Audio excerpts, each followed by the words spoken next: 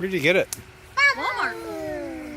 Well, they have a $20 one. I have no idea if it's that much better. But this is the $10 one.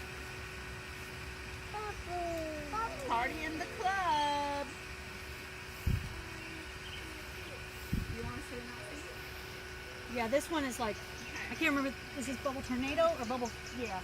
Then there's one that's also called like Bubble Hurricane or Bubble Monsoon or, yeah, Vortex or whatever.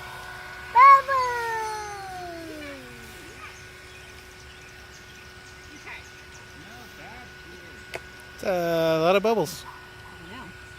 Now, it doesn't last very long probably before it needs a refill, but, oh, and I didn't put the thing underneath it. Probably in the process of making a mess. You know what? It's an outdoor chair, and it's washable. They have a little thing that goes underneath it because obviously there's bubble mixture. Oh, and, Maybe on the well, no, there it goes. high end refill for this. Yeah. There's a little thing that goes underneath it because obviously bubble mixture gets all over the blades and comes down the outside. No, it's got an adjustment on the back.